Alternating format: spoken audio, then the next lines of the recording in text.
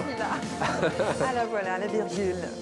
Alina, s'il n'y a pas la petite musique, je démarre pas avec Mais vous. moi non plus, j'hésitais. On est habitué, là, hein. mais, Le petit mouvement. C'est notre chorégraphie du jeudi. Comment allez-vous?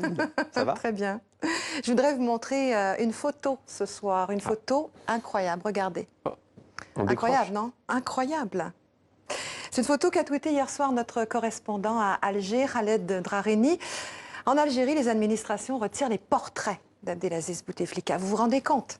En 6 semaines de manifestations pacifiques, les Algériens ont réussi à dégager Abdelaziz Bouteflika. Dégage, c'était le mot phare de la mobilisation et ça l'est toujours ce soir puisque vous l'avez dit, demain vendredi, les Algériens vont encore manifester. Vous savez comment on appelle ce type de mouvement, Mohamed? Non.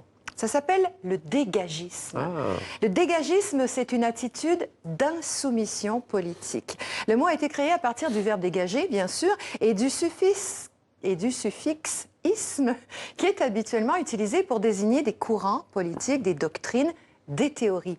Le dégagisme prône le renvoi par la force ou pas des dirigeants politiques qu'on juge incompétents, illégitimes.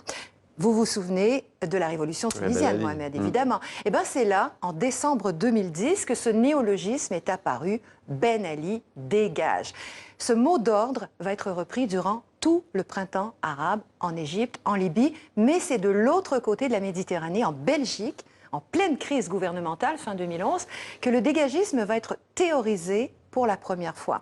Un collectif d'extrême gauche le définit ainsi. Il ne s'agit pas de prendre le pouvoir, mais de déloger celui qui le détient, de vider la place qu'il occupe, d'assumer ce vide, de le contempler et de voir ce qui se passe. Le dégagisme correspond aujourd'hui à une tendance de fond qui consiste à vouloir se débarrasser des dirigeants. La France en a fait l'expérience en 2017 lors de la présidentielle qui a vu 2 de ses favoris, Nicolas Sarkozy et Emmanuel Valls, éliminés. Jean-Luc Mélenchon, qui était alors candidat à cette présidentielle, a parlé de dégagisme, pas comme d'une révolution qui chasse son dictateur, comme on peut le voir en Algérie, mais plutôt comme d'une élection qui fait table rase du passé. 2018, consécration, voyez cette photo.